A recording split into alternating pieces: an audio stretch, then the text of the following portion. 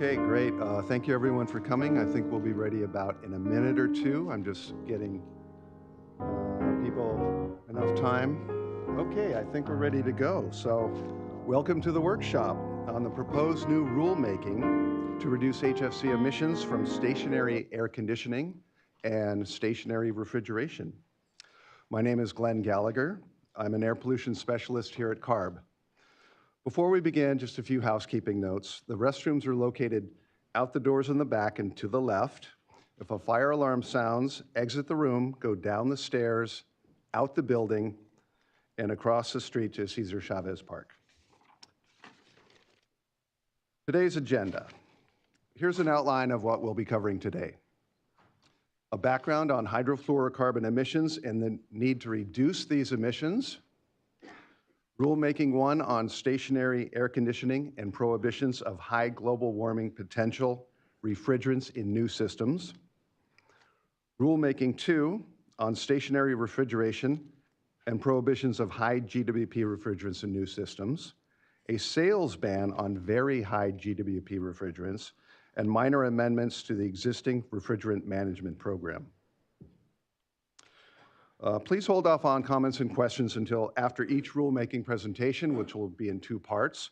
There will be plenty of time for your questions and comments after each section. And if you're on a webcast, also welcome. You can email comments and questions to the following email, sierra.rm@arb.ca.gov. That's SIERRA rm@arb.ca.gov. And now some background on hydrofluorocarbon emissions and the need to reduce these emissions. I'll go over the following. Why regulate HFCs? What is California already doing to regulate HFCs? And how will California meet the HFC emissions target of 40% reductions below 2013 levels by 2030? Why regulate and reduce HFC emissions? HFCs have very high global warming potentials, up to 4,000 times greater than carbon dioxide pound for pound. However, it's not just HFCs that must be reduced. Emissions of all greenhouse gases in California must be reduced by law and executive order with the following requirements. AB 32 requires a reduction of GHG emissions to 1990 levels by 2020. California is on track to meet those reduction goals. SB 32, 10 years later, reduce GHG emissions 40% below 1990 levels by 2030. And the recent governor's executive order B5518, California must be carbon neutral, which means zero net greenhouse gas emissions by 2045. HFCs from refrigeration and air conditioning contribute to GHG emissions, and the HFCs are not included in cap and trade. Also, Senate Bill 1383 specifically requires a 40% reduction in HFC emissions. So it's essentially covered by both SB 32 and SB 1383. And now, a look at HFC emissions in California. HFCs are the fastest growing greenhouse gases in California, the United States, and in the world.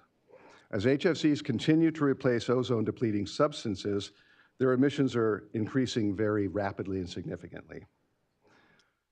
The California Senate Bill 1383, as I've already mentioned, requires a 40% reduction. That's shown by the dashed line and the blue star. This reductions goal means that as of now, the HFC emissions must be cut in half from current levels. So that's a 50% reduction by 2030. That's quite a bit. However, annual emissions are only part of the impact. Here we see in red the annual emissions of ODS and HFCs on this bar chart, the very top part. But the potential emissions from the existing banks, seen in blue, are 10 times greater than annual emissions. Existing banks are also known as the installed base. It's the amount of ODS and HFCs already existing in refrigeration and AC equipment and in foam. So even if all the ODS and HFC production stopped today, we're looking at the equivalent of 10 more years of current annual emissions. And in fact, this would be greater than all of the greenhouse gas emissions allowed in California from all sources in 2030, which is shown by the dashed line. So we're talking about a lot of potential emissions. What is California already doing to reduce HFCs? Well, several measures are already underway to reduce HFC and ODS emissions. The regulations adopted under AB 32 include the Refrigerant Management Program, or RMP. Motor vehicle AC is covered by the Federal Advanced Clean Cars Low Global Warming Potential AC. And there's a small can recycling for DIYers program here in California. Consumer product aerosol propellants are covered, and so are F-gases in semiconductor manufacturing. These are mostly from solvents. Additionally, there's a cap-and-trade offset protocol for ODS capture and destruction. That covers CFCs right now. The California SNAP regulation of March 2018 prohibits certain high GWP HFCs in retrofit and new refrigeration equipment and foam. The regulations must still be approved by the Office of Administrative Law, but it is on track to go into effect January 1st, 2019. The regulation continues previous US EPA SNAP prohibitions for supermarket or retail food refrigeration, remote condensing units, standalone or self-contained units, refrigerated vending machines, and 5 of the 17 foam end-use sectors in the SNAP listings. Additionally, Senate Bill 1013, the California Cooling Act by Senator Lara this year, adopted SNAP Rules 20 and 21 prohibitions into state law. The end-use sectors not previously covered in the March regulations include chillers, residential refrigerator freezers, the remaining foam end-use sectors, and aerosol propellants. Senate Bill 1013 also establishes an incentive program for low GWP refrigeration. Motor vehicle air conditioning, or MVAC, is addressed separately by the Clean Cars program. So how will California meet these very aggressive reduction goals of Senate Bill 1383? Well, the reductions needed are significant. At the top is business as usual in 2030, and the emissions goal is the green section at the bottom. Part of the emissions, at least a quarter, we hope, are expecting, can be reached by the global HFC phase down, although this has not been ratified by the United States yet. Another quarter or so of the reductions can be met by the California SNAP regulations, covered now by Senate Bill 1013. And the remaining reductions can be met by new refrigeration and air conditioning measures, such as the one we're discussing today. Why focus on stationary refrigeration and stationary air conditioning? Well, between these two sectors, they represent 68% of HFC emissions in California. This year, we estimate emissions from stationary refrigeration and stationary air conditioning are about equal. They contribute about 34% each to the total HFC emissions. The mobile AC emissions, as you can see, are also significant. These will be reduced through the existing federal Clean Cars program that gives credit for low GWP air conditioning systems. Propellants and insulating foam, a little bit smaller piece of the impact, are covered by the SNAP regulations as well. With solvents are essentially covered under our semiconductor F-gas program, because that's most of the solvents in California used there, and fire suppressants are essentially going lower GWP, although we may work on that in the future. California is not acting alone to reduce HFC emissions. California's efforts to reduce HFC emissions align with the efforts of other countries. For example, the European Union began their F-gas regulation in 2016, and this prohibits high GWP HFCs in new equipment. Canada has adopted HFC prohibitions very similar to the SNAP Rules 20 and 21. Additionally, other US states have proposed adopting the SNAP prohibitions as well, including Delaware, Maryland, Connecticut, and New York. Well, this concludes the introduction to today's workshop, and now Catherine Kynette will discuss proposed regulations on new stationary air conditioning equipment. Before she gets started, I just wanted to make sure that everyone had the correct email to send comments. It's sierrarm@calepa.ca.gov.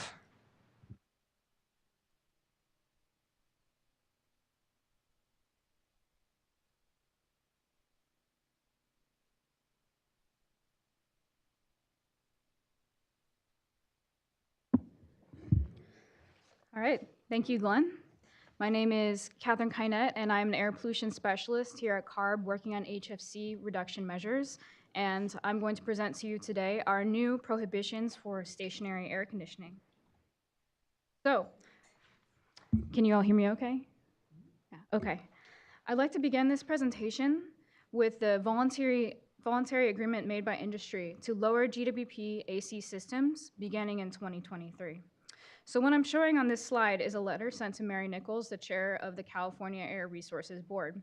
And this voluntary agreement is one of the major developments that came out of the Global Climate Action Summit, which was a global meeting that took place in September, where leaders around the world came together to talk about taking action on climate change. This letter is backed by the American Heating and Refrigeration Institute, AHRI, and they are a national trade group that represents about 90% of industry. It's also signed by the Natural Resources Defense Council, 6 major manufacturers, and 2 major chemical companies. And while we recognize that this significant agreement is backed by a large portion of industry, we do recognize that there are manufacturers or other affected entities that did not sign on to this letter. But this is a significant commitment. So in the next slides, I'd like to talk about the specifics of the letter. There are some requests to CARB in this letter, and there are also some commitments made by industry. Request to CARB. So there's a significant request that CARB prohibit refrigerants with a global warming potential over 750 in all new air conditioners beginning January 1st, 2023. That CARB base this on the date of manufacture, allow a 6-month sell-through period, and allow distribution through California to other states. And importantly, there was a request that CARB exclude chillers, as these are included in the SB 1013 bans on certain HFCs with a date of 2024. And I'd also like to note that the GWP values that we talk about today, those are 100-year GWP values from the 4th assessment report from the IPCC. Industry commitments. Industry has committed in this letter to support robust enforcement and strong disincentives for noncompliance for HFC measures, to work to complete safety standards and strongly support adoptions into building codes as quickly as possible. And this is a key challenge and a key factor to making this regulation happen. As well as to support other states and municipalities adopting HFC prohibitions similar to California, similar to the regulations that California put forth to our board in March, where we adopted the SNAP prohibitions into California, and to the measures that we're talking about today. And also, industry supports CARB working with the California Energy Commission to encourage proper installation, commissioning, maintenance, and servicing of these HVAC and R systems, which is key to having them run efficiently and run safely. In the words of industry, these are the benefits of setting this prohibition, and we're here today to announce that we concur with this statement that CARB believes that these measures balance environmental benefit with minimizing the cost impact on consumers, all while providing adequate time for manufacturers, distributors, and contractors to prepare for a safe and efficient transition to lower GWP technologies. CARB also believes that these recommendations will help continue the tradition of California's leadership in technology and environmental regulations, while providing market certainty, which will benefit both consumers and the industries that serve them. So now I'd like to jump into discussing this rulemaking. So again, here's the date and the GWP limit we're talking about. We're talking about all new AC systems, excluding chillers.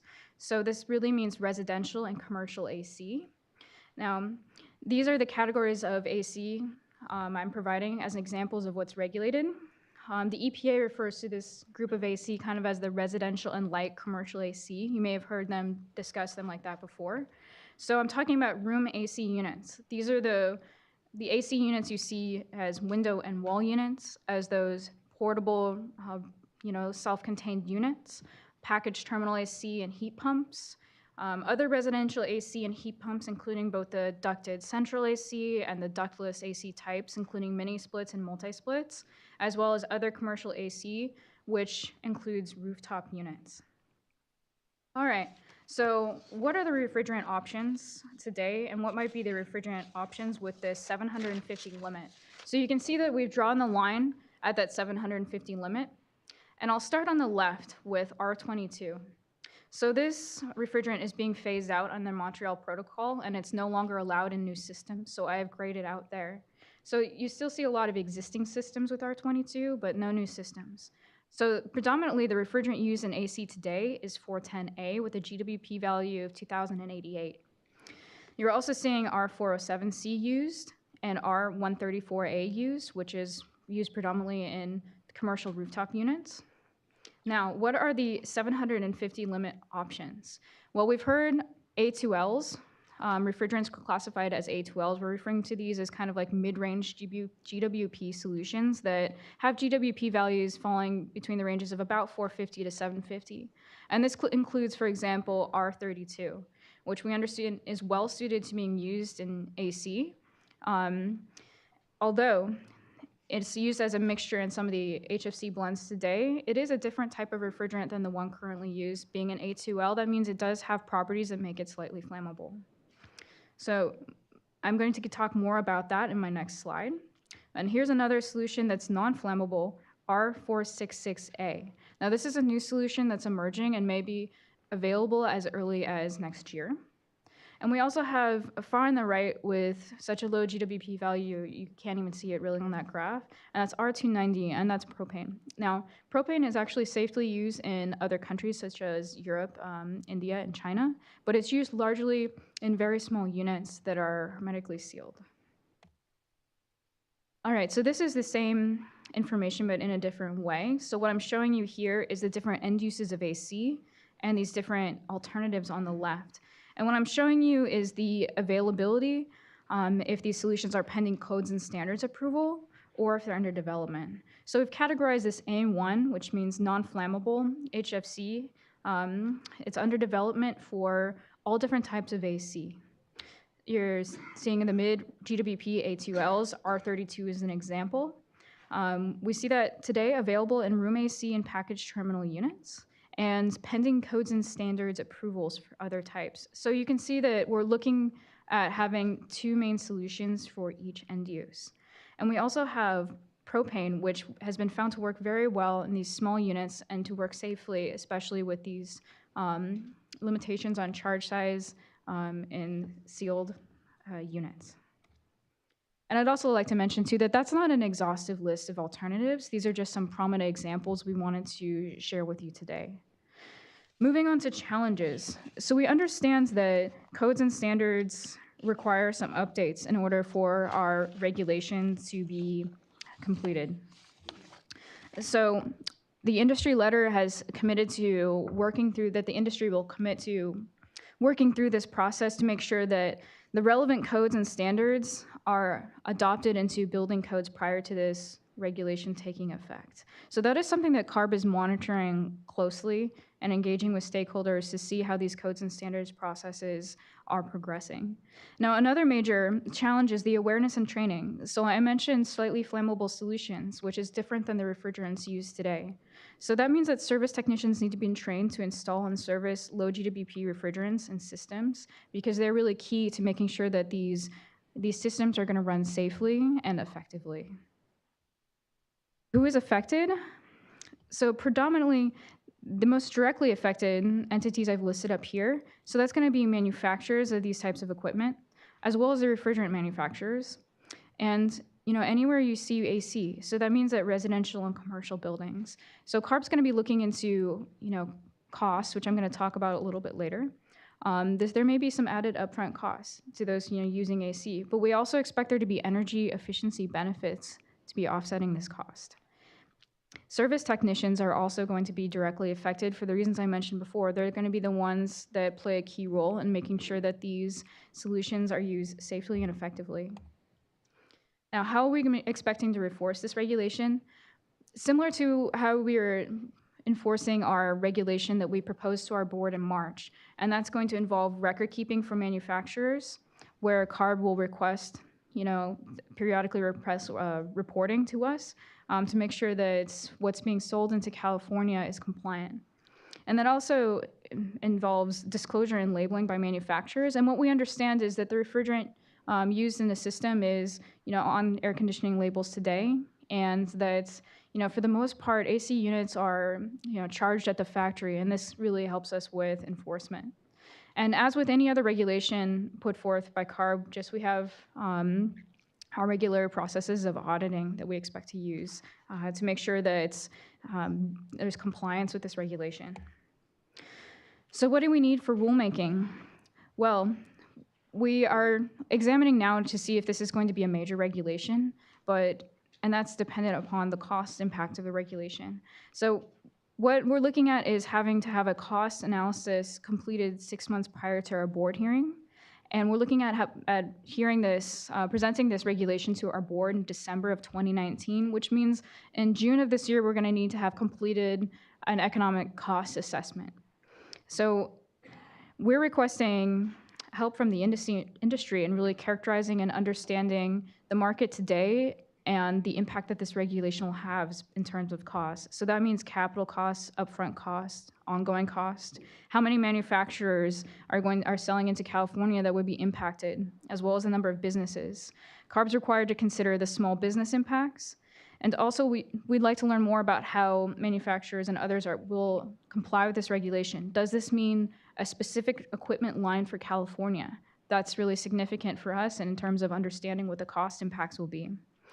We also need to know the additional cost to consumers, if there are expected cost savings. And I mentioned we need to really understand very well and have a record of what we expect the baseline conditions to be like in California in order to set what an economic impact is going to be. So stakeholder input is key to this process. So we're engaged with stakeholders already with the announcement of this prohibition, and we'd like to continue our discussions and get in touch with us if you think this is something you can help with. So next steps, this is a preliminary timeline that shows what we need to do to make our regulation effective January 1st, 2023 as requested. So we're looking at a board meeting in December 2019, and if you're to take steps back, what do we need to do to get there? Well, it may look like a long time, winter 2018 to summer 2019, but this is going to be a really busy time for us where we're working more, especially understanding the cost impacts. As I said, our economic impact assessment, it would be completed by June 2019. Our staff report, which is part of our kind of rollout right before the board meeting, is due by October 2019, and what that does is we send our notice out, our 45-day public comment. That's part of that notice. It opens the public comment, which closes around the time of the board meeting. So sometime around spring, we're thinking we may have draft regulatory text available to comment. So like I said, these are some of our deadlines, but this winter 2018 to summer 2019 is a very important period for us to be engaging with stakeholders as we put together our staff reports, our economic assessment, to be able to roll this out for our 45-day notice and to go to our board. Now here's our contact information if you'd like to get in touch with us. You're going to see this again in the second presentation, and there's also copies of the presentation at the back, so don't worry too much about writing this down. And I'd like to thank you for your attention. Before we turn over to our second presentation by my colleague Richie Cower to go over our proposals for stationary refrigeration, I'd like to open the floor up for comment and questions about this proposed rulemaking for stationary AC. And maybe we should begin with brief introductions on the CARB staff here today that is part of our panel to take questions and comments.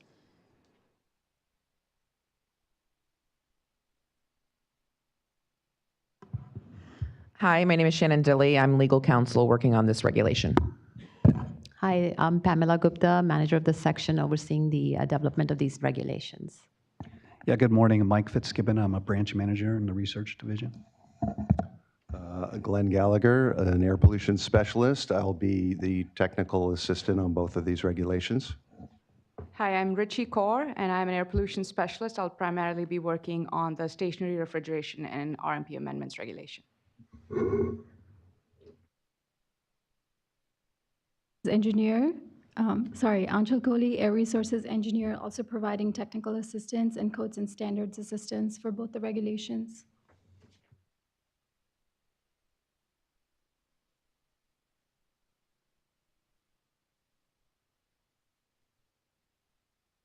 Ellen Walter-Tiranoni, Comores.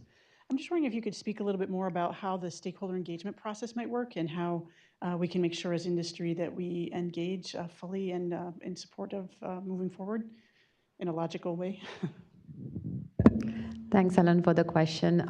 So like Catherine pointed out, starting this December, starting now actually, we'll be drafting the, looking at the cost impacts and draft reg language. But what we would do is we are looking to the industry to contact us. We are looking into coordinate some stakeholder technical working group meetings. So, if you guys are interested, we can, what we are thinking is maybe we'll create some focus groups like based on the topic and then invite, please reach out to us. Maybe we'll send a listserv, announcement on those work group meetings for folks to attend. So this is a public workshop. We'll have, we want to have more focused meetings to get really into the details of the actual proposal and the economic impact assessment we would have to do. Yeah, and we're also willing to meet individually with anybody at any time, so please contact us. Good morning, Kevin Messner with AHAM. Sounds like we might have another active year next year. I just wanted to be clear, industry response and the industry letter, the way the industry trade groups are set up, AHAM represents room air conditioners and portables and was not a signatory to that letter, but I see you have room and portable air conditioners on there. But I just wanted to be clear when you're stating industry's suggestion and support. That letter talks about all air conditioners, but AHAM represents room air conditioner and portable air conditioners, and those were headed down the exact same road we did with refrigerators because there are charge size issues, and those are not going to be increased. They're very likely not going to be. They're going through a third edition right now, and that's going to take a few years. So we're headed down the same path that we did with refrigerators on charge size. So I just wanted to make sure you're aware with that with R32 and room air conditioner, the portable air conditioners with a 2023 date, the larger size units. It's just, so we just need to talk more about that, I guess, through the rest of the year. Hopefully it'll be a little easier than the last couple of years. Thanks, Kevin. Noted, and we'll look forward to more discussions on this topic. We have a webcast question, and it is from Justin Kosher. I hope I'm pronouncing that correct, from Pima. And this is what it says. It was stated that SB 1013 legislatively adopted U.S. EPA SNAP Rules 20 and 21. Given the March 2018 HFC regulatory action applied to only end uses covered under by SNAP Rule 20, how will CARB implement the adoption of regulations covering the end uses included in Rule 21, specifically related to the 12 of 17 foam end uses not covered by the March action? Will this include an additional rulemaking process? Please correct me if I misunderstood the comment about the implications of SB 1013 and the SNAP rules. And I want to know, SB 1013 is law, and so we don't have to adopt regulations to implement SB 1013. I don't know if there's anything else more you want to add on that. No? Okay.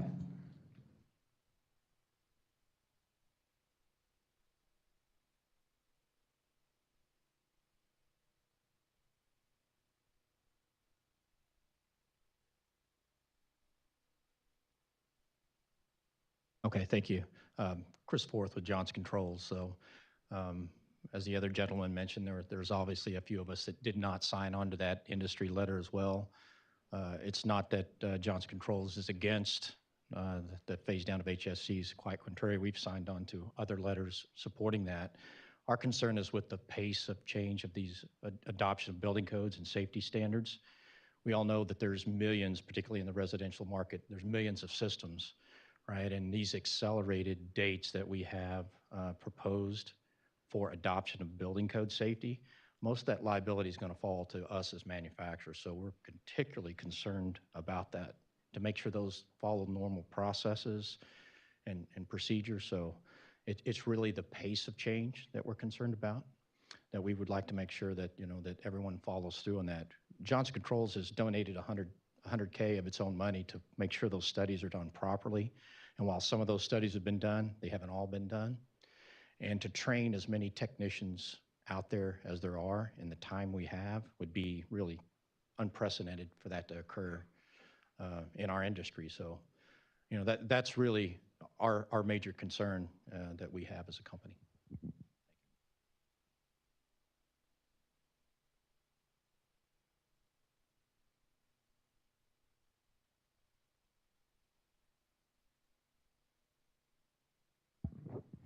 Good morning, all. Alex Hilbrand from the Natural Resources Defense Council. Thank you to ARB for considering our proposal that we signed with a number of our industry colleagues. It is more than just an industry letter. We are on there as well, but thank you again for considering it and proposing it in this rulemaking. Of course, there are a lot of ins and outs undertaking something as important as this, but I think we're all ready to work with the board as you all prepare that. Thank you.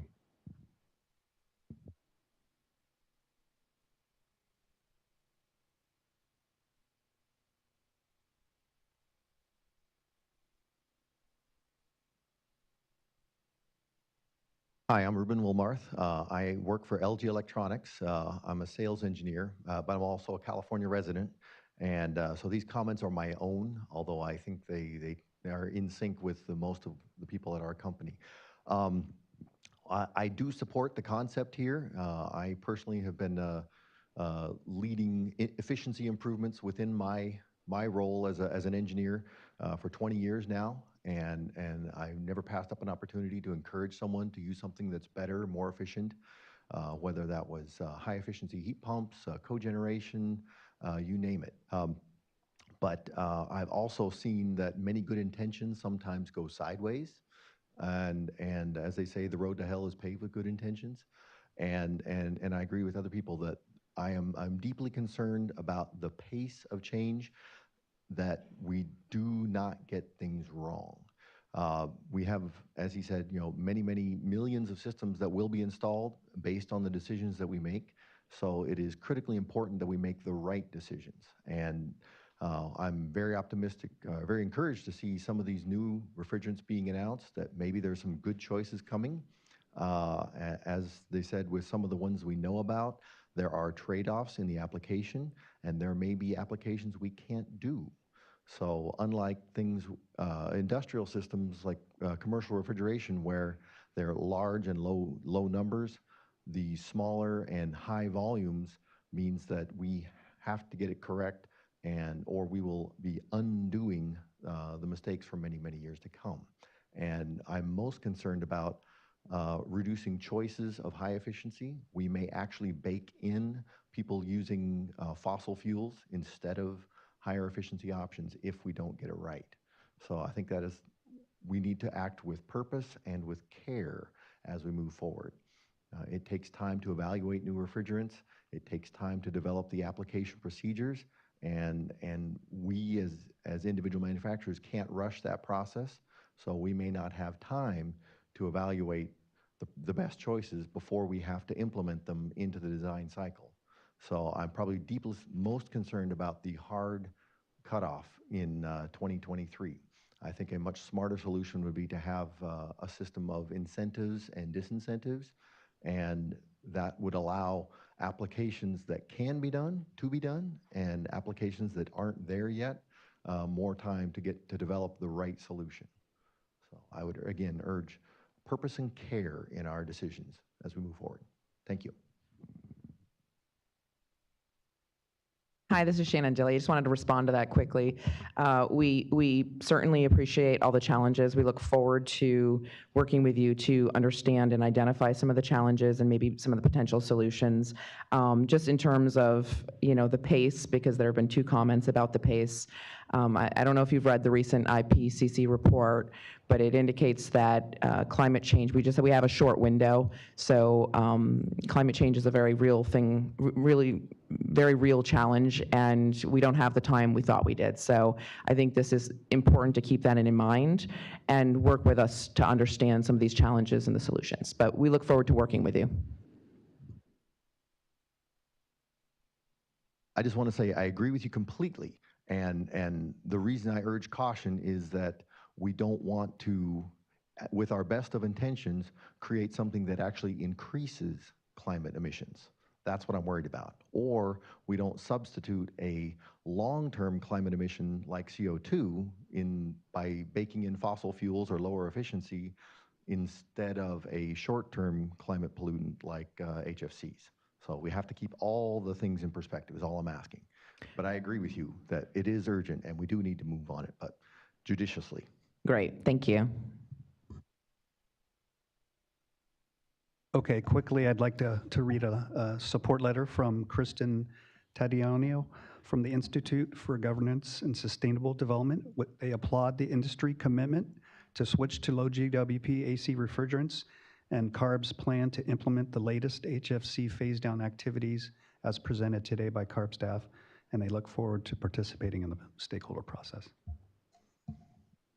Maybe I'll take a few comments and questions that came through webcast. So first question is from Gypsy Akong from, I guess it's independent consultant. Is CARB encouraging the codes and standard organizations to prioritize adoption of the refrigerants with lowest GWP impact? I guess the answer is yes, we're working closely with the industry and the codes and standards. We're monitoring the codes and standards process, and we want to make sure we are actually monitoring all the testing that's going on to make sure the lowest GWP reference can be used safely. So we, of course, we definitely want to make sure they're safe to use, so whatever needs to happen, we're trying to stand by it. But at the same time, codes and standards folks are made aware that California has targets, and if there are solutions out there that they should be considered in the safest manner possible. So the other thing, I know there's several comments about the safety. So I hope everybody knows that there is millions of dollars of testing efforts that are going on, through all the standard bodies, the AHRI, ASHRAE, DOE, that's looking at all these solutions. So it's not something we're just coming up with. There is a bigger effort going on to make sure these refrigerants are suitable, feasible in these equipment types. And anything that we adopt would consider all those things. So we recognize that. And then there's one more. There's a couple questions from Charlene Nguyen from AQMD, South Coast AQMD. The 2 questions. First is, will HFC reduction regulation for chillers go through a separate future rulemaking event? Well, the answer is, like Shannon already pointed out, that the passage of SB 1013, which is adopted SNAP Rule 20 and 21, includes chillers, so it's already part of the state law. As far as any kind of enforcement requirements, that's something we'll work with industry through this rulemaking process and see if we want to include more or additional enforceability requirements on chillers. So as of now, they are part of the state law. So we don't need to do another regulation for chillers. But again, we're open to industry feedback through on this. And the second question is, will there be size restrictions, definitions for the stationary AC equipment that will be regulated by the new rule? Again, this is something we'll be, of course, working through our rulemaking process on, what's the definitions and all the details of the regulations. So. And if I could just follow up, we don't have any language at this time. We're just working through some concepts. So some of these questions will be addressed later on. Hey, good morning, and thank you for holding this important meeting. My name is Karen Myers. I'm with Ream Manufacturing. We also are one of the companies that did not sign on to the letter, and I'd like to explain why that is. It's not that we're not supportive of this issue, but we also are concerned a little bit with the pace of the change, and also as the only HVAC manufacturer that is also a manufacturer of water heaters, where this equipment is often installed in the same space. This rulemaking will affect other than stationary air conditioning.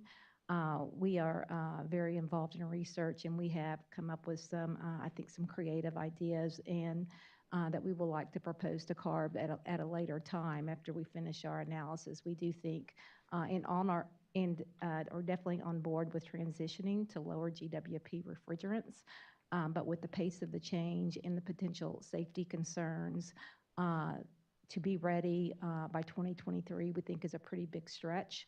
We would be, we would like to see more of a phase down to ensure that adequate distribution or adequate transition can occur, and that proper training can occur, because it will be significantly different, and it will not just affect HVAC contractors, but also distribution and the plumbing market as well. So thank you. Thanks, Karen. We look forward to your input. Good morning. This is Laura Petrillo-Grove from the Air Conditioning, Heating, and Refrigeration Institute. I would like to thank CARB staff for their, for their openness and attentive listening during early conversations, and with a lot of the concerns that have been voiced. This is something that we are challenged with making important changes in this very short period of time, and the continued support of CARB staff has been important in and we hope in helping move some of these codes and standards along this weekend, and in getting this analysis right in a transparent manner. So, thank you for all the work hard work that you've done so far, and we really do look forward to working with you as this in the next year.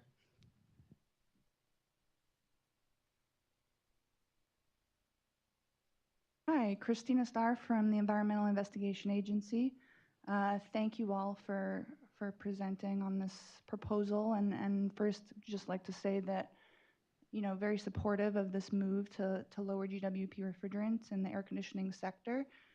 However, I'm really glad that Shannon brought up the IPCC report and the urgency around the climate challenge that we're facing in this context, because I actually represent an organization that did not sign on to the NRDC letter from a bit of a different perspective from the environmental side, which is that we didn't feel that it sufficiently acknowledges that these mid-range GWP alternatives will not get us where we need to go in some respects, and that particularly for some of the smaller air conditioning applications, we need to be continuing to look at truly low GWP alternatives in the longer term. And so we're supportive of this proposal, but I would really urge ARB to continue to send a clear message about what the long-term goal is here, and continue to make that clear as a leader, because going to 750 GWP alternatives in room air conditioning is basically a climate bomb waiting to happen globally with the adoption of these refrigerants in other countries. So thanks for considering these points, and look forward to being involved as this process moves forward.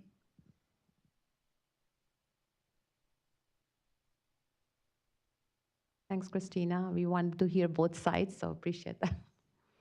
And I think the reason for 750 is, I think it's, again, a balancing act of how do we prevent locking in another set of equipment for the next few years using 2,000 global warming potential. So it's a reduction.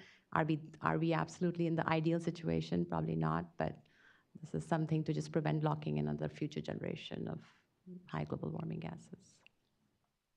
But we are open to new solutions. Obviously, we're technology neutral. If there's solutions out there, that would be considered. Hello there. Hello, Glenn. Good to see you again. Pete Murata with Grocery Outlet. I'm Director of Sustainability and Refrigeration.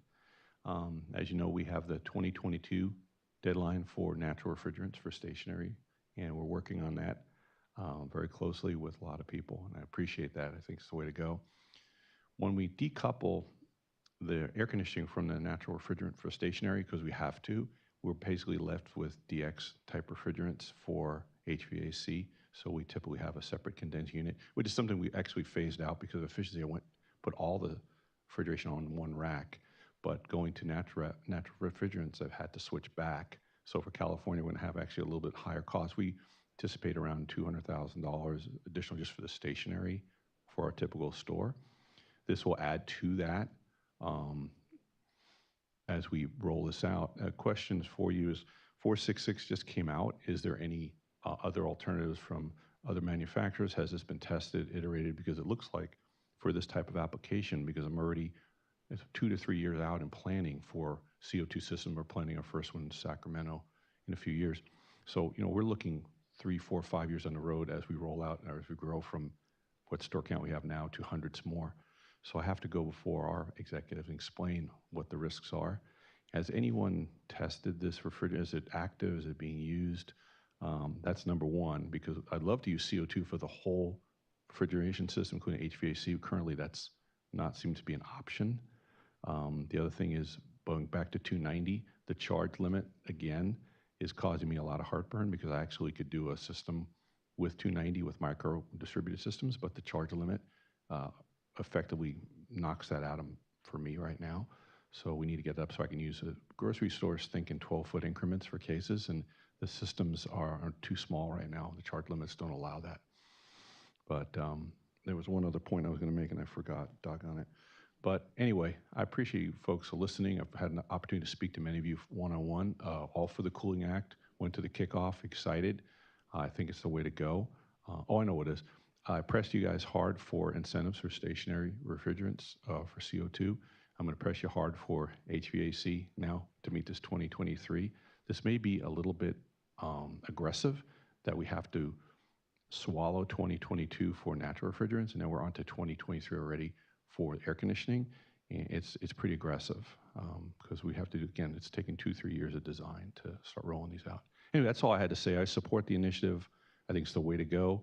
I just wonder, have you guys talked about the combination of stationary refrigerant phase out to natural refrigerants, and then the combination of the engineering of the DX for the air conditioning? Because there's some crossover there that has to be looked at. Thank you. Hope that made a lot of sense or not. Sure. Yeah, thank you for the comments and the questions. On the part about the crossover between refrigeration and AC, that's something I think we'll have to work with industry more closely on if those are combined systems, like which ones take precedence. In terms of a regulation, are you allowed to use up to 750 or can you only go to 150? But we'll work with industry on that. Right now, we're trying to keep them separate if we can, but we realize a lot of places like retail, food, and hospitals essentially combine everything together. As Pamela mentioned, CARB is technology neutral. So if an A3 highly flammable refrigerant is legal and safe to use and is less than 750, that's good. If an A2L has passed all the codes and standards and is legal to use, we're okay with that, and same with A1s. So we're pretty much neutral on the entire safety and flammability issue as long as it's acceptable according to all laws. And of course, this is a greenhouse gas reduction regulation, and that's our main concern. And we are aware that many air conditioning systems emit more greenhouse gases from the electricity they use than the refrigerant could ever impact. So we're extremely aware of the fact that energy efficiency is key, and we would never inadvertently require something that used more energy. I'm not sure if I answered all your questions, but these are the kinds of things that we will work with industry on, and we'll develop technical working groups.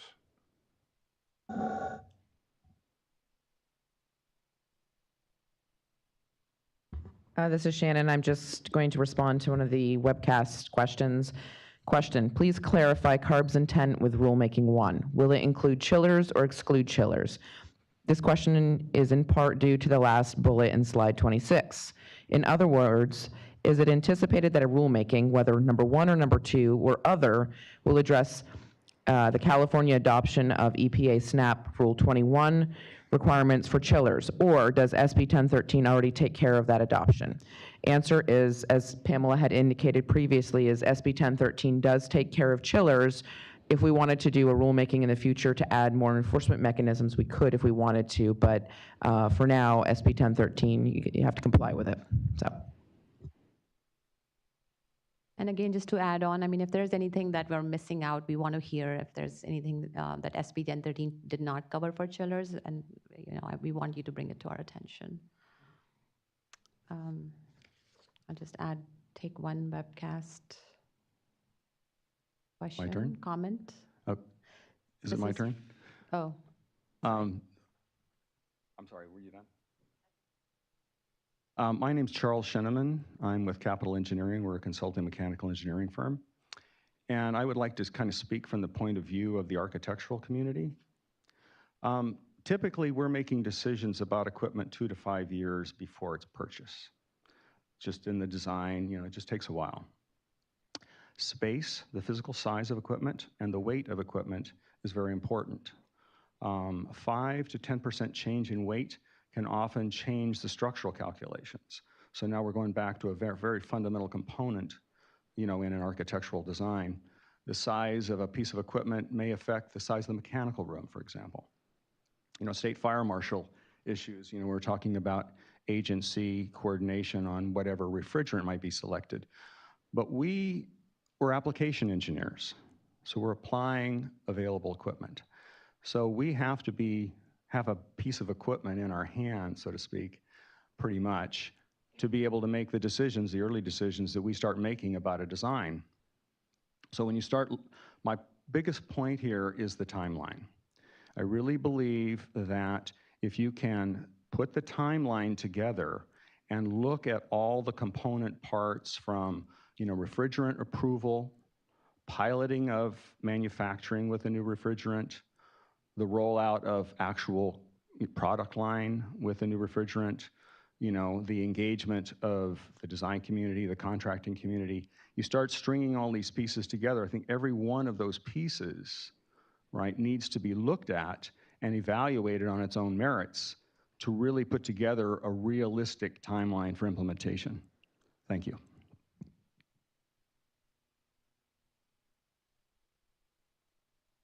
Okay, I'll read this comment from webcast. Thank you, by the way, for the comment. This is from the webcast, Ellen Kapman from Arkema. So he says Arkema is one of the refrigerant manufacturers that did not sign on the industry letter. Being concerned about safety, as many others are, we're contributing to the education and training programs for A2L refrigerants. However, if for any reason the codes and standards are not ready by 2023 and A2L are not allowed to be used, that leaves only one refrigerant produced by one manufacturer as acceptable in AC units, which will have a greater impact on cost of air conditioners in your state. Does CARB take that into consideration? Yes, we do. So we do want multiple solutions out there, and we are, which is why we are tracking the codes and standards process for additional refrigerants to be approved to use.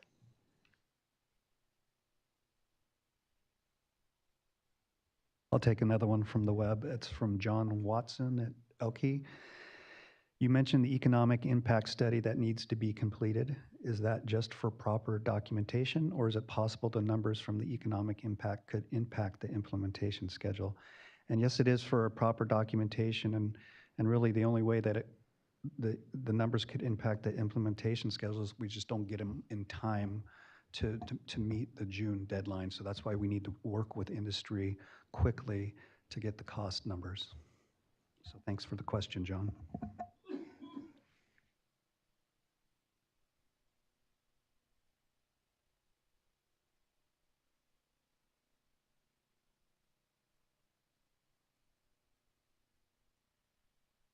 Hi, Shannon. I'm Pete again. As we're getting into more refrigerants, we're dealing with a lot of local agencies like CUPAs and they're coming to us, and we're totally compliant with CARB regulations. We file our documentation, and the Koopas come in, they ask us for all kinds of different questions, ask for different numbers and information. Is there anything under the California statute that protects us? Because I'm telling you, it drives you a little bit crazy. We had one agency want us to know how many cubic feet of refrigerant were in the store, and that's typically not how we report refrigerant to CARB and things, so we had to go through a bunch of iterations on that, and it's ongoing because it's a moving target. And as these Koopas are growing, they seem to be getting more and more interested in refrigerants, stationary sources. So is there any direction that can go out from CARB to the local agencies and say, hey, yes, this company is compliant? There seems to be some disconnection. Also, the local agencies are requiring more purge fans and all kinds of sensors and stuff. As we expand, there just seems to be some. Is that, I'm just curious, is that, was that also for the HFs, the traditional refrigerants, or is this something Yes, they're ma'am. asking? For DX refrigerants right now is a It's a business. 448A, actually down in Southern California, in Orange County. And this person kept asking me, we actually had. You the mean engineer- even for your HFC refrigerants? Yes, ma'am. We actually talked to our manufacturer of the refrigerant and tried to reply to them and give them the information, and they still weren't accepting it. Like, they wanted more documentation. I said, I can't get you any more documentation than from the engineer that actually did the gas, right? But I've never heard of cubic feet of refrigerant being asked for, but it's coming up. I'm just asking if there can be some direction come from the mountain to these folks. Well, if I could just respond quickly and then let Glenn respond. He has probably the technical expertise in the cubic feet. I don't. But you're probably not going to like my answer. Each local agency, they have their own rules and regulations, and I'm obviously not an expert on the CUPA's rules and regulations. So if they're asking for something, they need it, and it's part of the regulations, unfortunately, my advice to you would be to provide it. If there's ever an issue, we're happy to work with you, but I can't advise you not to follow the rules and regulations of the local agencies.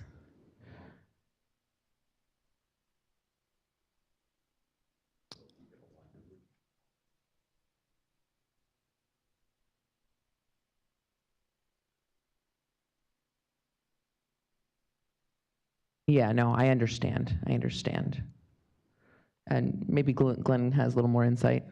Yeah, just to add on to Shannon's answer, that is a big part of it is the CUPAs, the Certified Unified Program Agencies that are responsible for local hazardous materials. They operate pretty much independently of the state. They are overseen by the Department of Toxic Substances Control, but at the local level, they get to essentially apply the regulations as stringently as they want. And refrigerant is actually regulated as a compressed gas. So no matter how innocuous it might be an A1 and completely safe to breathe in, they want to know how much compressed gas you have on site, because it's, in case there's a fire, it goes into their formula, like, do you have a dangerous place or not? Now, of course, on your shelves in your store, you can have as much compressed gas as you want, and they don't count that.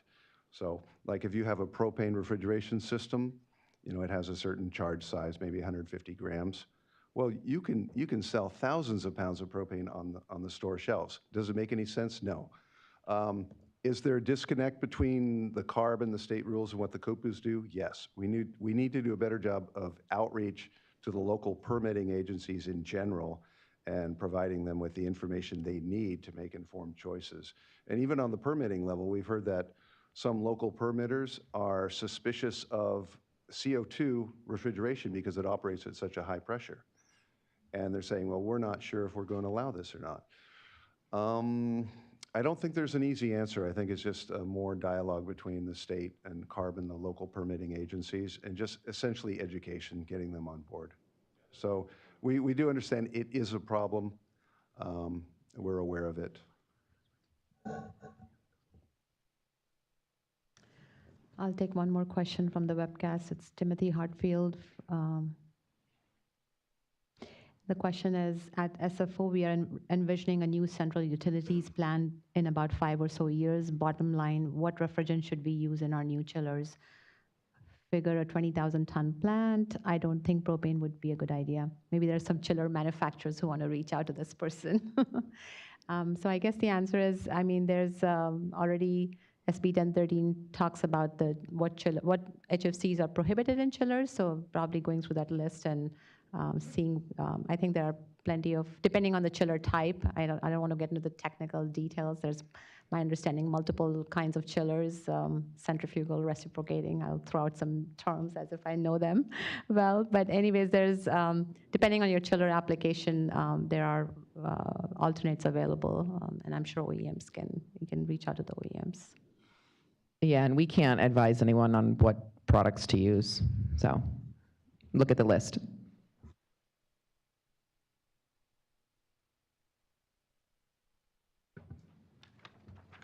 Another comment from the webcast related to slide 30, R466A is an emerging refrigerant as stated in the workshop. ASHRAE SSPC 34 has not yet published an addendum to Standard 34, 2016 to list this proposed new refrigerant, but that may happen in time for the 2019 edition of Standard 34. However, equipment that is ready to use R466A as a refrigerant is not available, and there is no publicly available information about what design changes may be required to equipment to allow the use of R466A.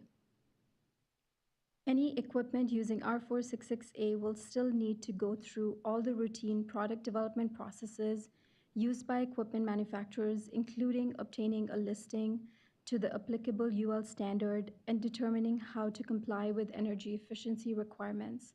So the timeline is highly uncertain, and the likelihood of R466A being a viable replacement to R410A is still not clear. We do recognize that the timeline is fast-paced, and as others have mentioned, we want to develop technical groups, focus groups to figure out some of these details. R466A manufacturers are working with some of the different OEMs to figure out how these systems will be compatible, and they do recognize that this is an aggressive timeline. Looking at the clock right now, I know many of you are waiting for the second part of the presentation, so maybe one last question, and then we can move. We'll have more opportunity at the end of the presentation. Yeah, I'll be really quick, and this is a good segue from the standards and codes questions. And I do recognize there's a lot of work that needs to still happen, and some of these timelines are uncertain. But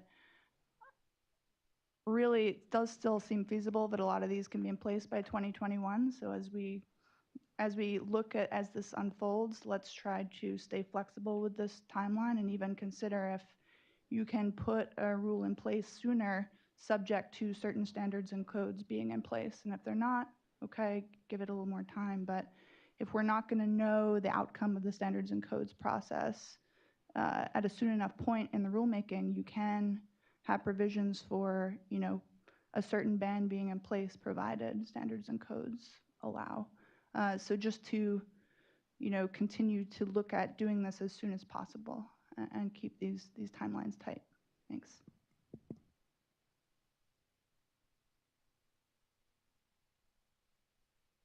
I just wanted to add in an addendum to Anchal's excellent answer.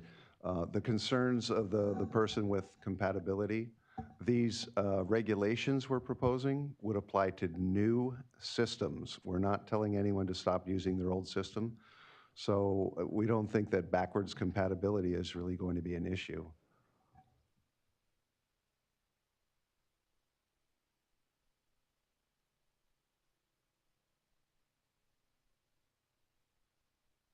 Good morning, everyone. Once again, my name is Richie Kaur, and I will now be moving on to the second rulemaking, which concerns stationary refrigeration, and we're going to call this RMP amendments, and I'll explain why in a second. So to reiterate, some of these proposals you have seen published in our short-lived climate pollutant strategy that was first put out in March of 2017. Unlike the AC sector, CARB already regulates stationary refrigeration via our Refrigerant Management Program, or RMP. And we will be folding in these new rules into RMP, and which is why we'll call them RMP amendments going forward. And so before we go to the rulemaking itself, I will give you a brief overview of what the existing program is. So RMP regulates the following entities. The largest block is facilities which contain refrigeration systems with more than 50 pounds of refrigerant in them that have a global warming potential more than 150. This is broken down roughly into 3 subsectors. The first one and the biggest one is commercial refrigeration, and this includes retail outlets such as supermarkets, grocery stores, wholesalers. Followed by industrial refrigeration, which is manufacturing or processing facilities, and cold storage, which is warehouses and packaging and storing facilities. From the point of view of using refrigeration equipment, there's a big overlap between industrial refrigeration and cold storage, but we break them down into 3 subsectors, mostly for inventory purposes. We also regulate refrigerant distributors and wholesalers, reclaimers, and service technicians. Here's a little bit of information of what the reporting and other requirements are from our regulated entities. All facilities that have these systems have to register with CARB, pay an implementation fee if they're mediums or larges, meaning they're above 200 pounds in size. They have to report the refrigerant type, full charge, and operational status of each system. They have to report all of the refrigerant that they've purchased, used, and shipped for reclaim, and their leak inspections, repair, and record-keeping requirements, again, depending on the size of the system. Distributors and wholesalers report bulk refrigerant purchased, sold, and shipped to reclaimers. Reclaimers, in turn, report bulk refrigerant that they've reclaimed and shipped out of state for reclaim and destroyed. Service technicians currently have to be certified to conduct any leak repairs on these systems. All of these entities have now been reporting to us for about 6 years, and so we understand, based on the data, a little bit better how this refrigerant is used in this industry. Here's a pie chart that shows the usage of refrigerants in stationary refrigeration in California currently, broken down by the 3 subsectors that I just mentioned. As you can see, commercial refrigeration accounts for the largest portion of the pie. It represents almost 77% of all refrigerant use. All of the refrigerant charges are converted to million metric tons of carbon dioxide equivalent so that we can compare across refrigerants. Followed by commercial refrigeration, we have industrial refrigeration, which accounts for 18% of refrigerant use, and cold storage is the smallest. One of the reasons is that a lot of cold storage warehouses already use ammonia as a refrigerant, which has been in use for 150 years, and I'll go into a little bit of detail about that a little bit later. All of this data is reported to us, and so this is the reporting as of September 1st of this year. Now let's take a look at how refrigerants are used, or which refrigerants are used. So shown here are 7 refrigerants and what they represent in terms of percent to overall sales. And this is sales data reported to us by distributors and wholesalers. Of these 7, 6 are used predominantly in stationary refrigeration. There are a few that are used in AC as well. And 410A, the one on the far right, is mostly used in AC. These 7 refrigerants together represent 90% of all refrigerant sales for all 5 years. So if we start with R22, the one on the far left, as you can see, the sales of R22 has steadily declined over the last 5 years. That's good. It's a hydroflurocarbon, which is an ozone-depleting substance, and is regulated and phased down under the Montreal Protocol. So this is expected, and we're happy about that. Taking its place are hydrofluorocarbons, or HFCs, which are some of the other species listed up there, 404, 507, 407A, and so on.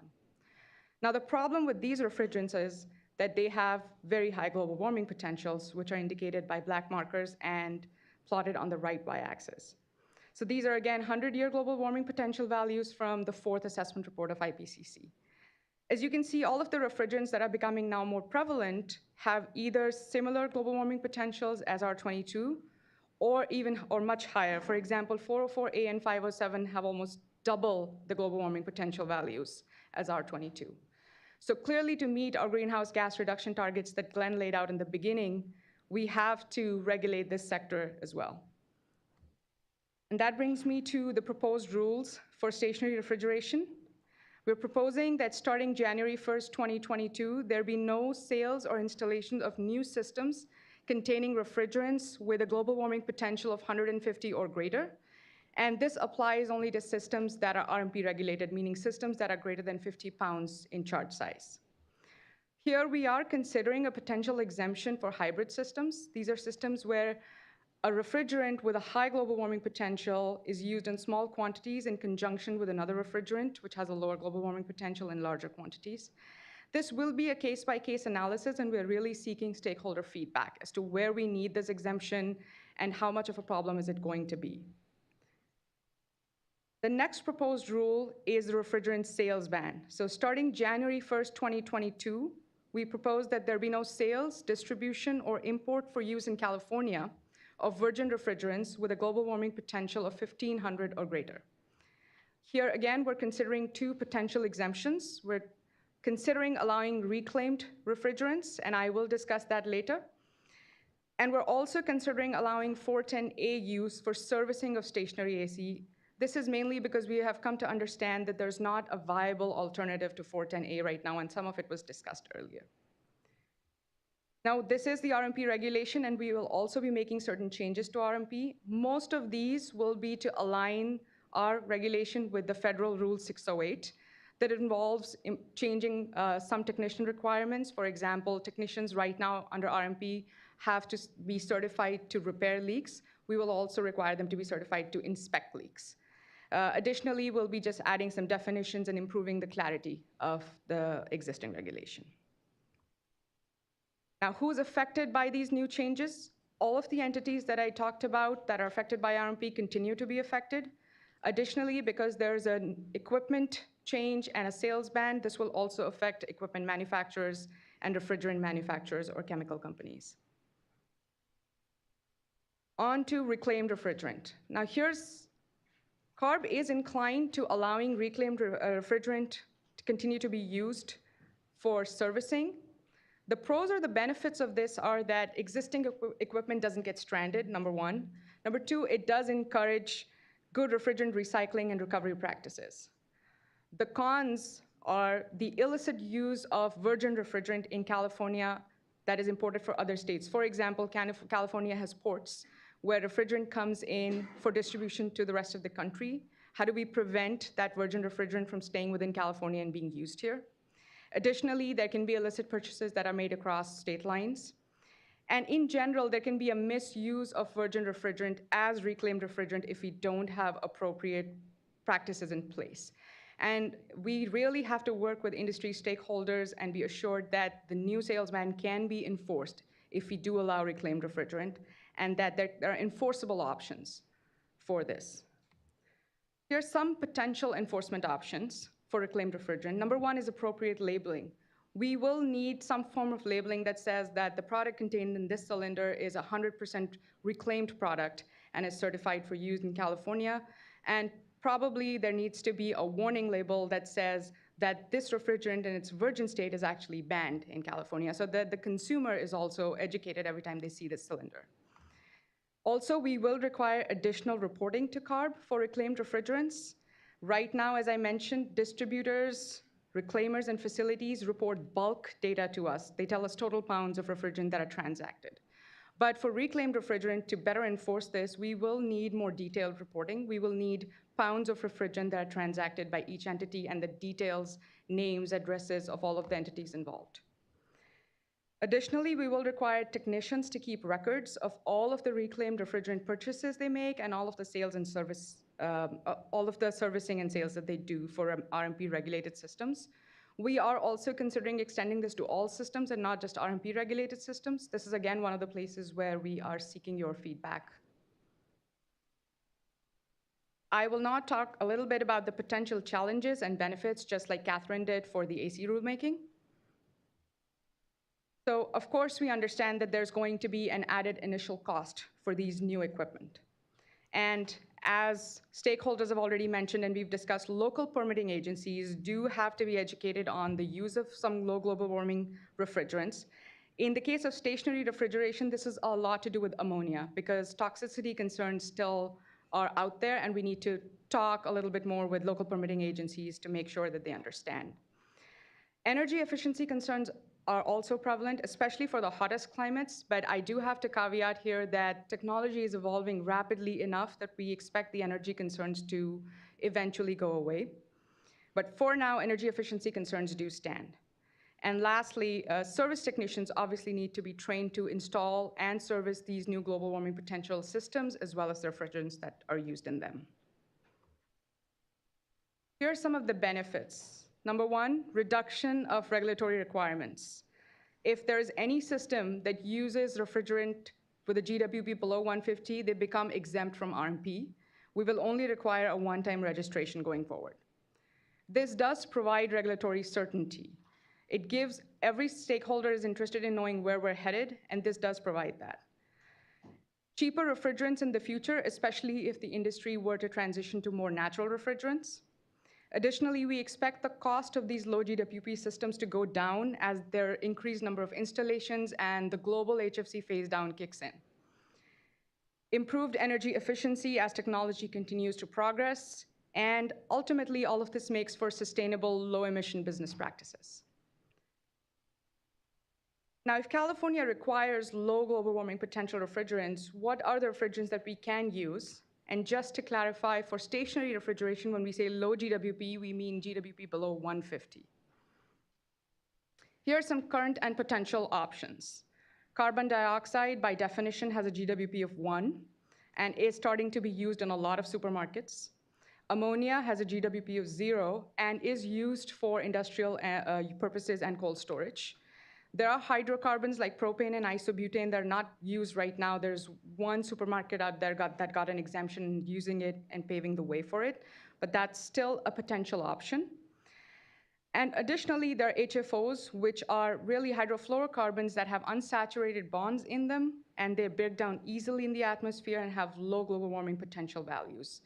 Now, we think that industry can come up with HFC blends or HFC-HFO blends as long as they ensure that the impact on the environment is minimal, and that involves looking at the environmental fate of these products as well. Now, the changes that we're recommending are already happening. So here is a look at the current low GWP systems that are being used in California. Supermarkets and grocery stores are already using transcritical CO2 systems, ammonia CO2 systems, and California map on your right shows you the locations of up to 70 plus supermarkets that are currently using these systems. Cold storage and warehouses and industrial refrigeration, as I mentioned earlier, majority already use ammonia, and there are certain other options that are being considered and used for these purposes as well. And this is broken down by the system sizes that we regulate under RMP. And apart from California, the global transition to low global warming potential technology is already underway. As I mentioned, ammonia is already in use, has continued to be used. Now, there are toxicity-related safety concerns, but those are being addressed by using low-charge systems. And the map shows you the installations of all of the low-charge systems that are present in the world right now. As you can see, the US has more than 200 of them already. Similarly, we have a more rapid transition to actually transcritical CO2 systems being used across the world. The US already has more than 300, and this was published in February of this year, and I believe the number now is close to 400. And thousands of systems being used across Europe. Also note that they're being used in some of the hottest parts of Europe as well. And additionally, like Glenn mentioned earlier, the European Union has already implemented measures that are similar to what CARB is proposing. Japan, Canada, and Australia have all started their own phase-down regulations for HFCs. And while we lag behind in the world, we are the front runners in this country, and other states are watching us, and some of them are planning to follow in CARB's footsteps and California's footsteps. And low GWP technology is growing fast and across all climate zones, and that includes high ambient temperatures. And if you remember the map I showed you of California, most of those supermarkets are located in Southern California, which is our hottest climate zone. Here's a list of manufacturers that are selling low GWP systems. I do want to say that this is by no means an exhaustive list. There are folks that we might have left off, so please let us know, and we do know some This just gives you an idea. This technology is already out there for people to purchase and start installing. And the supermarkets in California that are already using it are proving that these are viable options for us. Now, we do recognize that the added upfront cost is a significant barrier, and we think that incentive funding can really help with that. And here's an overview of how we can get that incentive funding. So SB 1013 has directed the creation of an incentive program, and the reduction of short-lived climate pollutants, or SLCPs, especially HFCs, is highlighted in CARB's triennial or 3-year investment plan. There's a presentation to our board about this on the 15th of November, and stakeholder feedback on investment priorities is welcome. Now, aligned with this investment plan, the administration budget proposal will be out in January of 2019, following which the legislature will decide the final budget around the middle of the year. So just to reiterate, stakeholder feedback is welcome. Here's the timeline for this rulemaking on stationary refrigeration. Again, this is a preliminary timeline. We are starting to engage with public and stakeholders via this workshop, and we are going to be holding several technical working group meetings from now until middle of next year. As Catherine had initially stated, similar to the AC rulemaking, we have to do an exhaustive economic impact assessment for this rulemaking as well. We are seeking stakeholder feedback for that as well, cost, data, and everything, and I'll talk a little bit about that. We need to get the economic impact assessment finalized 6 months before the board meeting for this regulation. We're staggering this a little bit behind the AC regulation. So we expect the economic assessment to be done September of next year, and we will go to the board in March of 2020, and the effective regulation date would be January 2022. Here's some of the topics that we will be discussing in our technical working group meetings. First, challenges faced. Since companies have already switched to these technologies, we would want to learn from the experiences of supermarkets and other facilities that have already made this transition. Costs, get input from equipment manufacturers and early adopters. Service technician training, we have to understand what the current programs are and where the shortfall is. Safety, which is ongoing education and awareness, wherever that's applicable in terms of the type of refrigerant. And any other topics that stakeholders bring to us that we need to discuss. And please contact us if you're interested in participating in these working groups. Here's a brief overview of what the rulemaking process actually entails. You've seen the timeline. So we're starting now with the reg development, which is stakeholder engagement, and there's a lot of internal consultation about the economics, about enforcement, small business impact, environmental justice concerns, as well as CEQA. If the total economic impacts are above a $50 million mark, then we have to do something called the standardized regulatory impact assessment that's mandated, and that's a very detailed economic impact assessment. Then we have our notice package that comes out, which contains some details of the economic impact assessment, the staff report, the proposed regulation order, and the 45-day notice, which essentially starts immediately as this comes out. After the 45-day public comment period, we have our board hearing, some time for changes, and then we have the final statements of reason, and the regulation then gets adopted. At this point, we welcome your feedback about the second stationary refrigeration rulemaking. And as always, I'm just reminding people that they can submit their questions and comments to sierrarm@calipa.ca.gov. Here, once again, is our contact information. Please feel free to contact us for any questions that you might have. Thank you very much for your attention.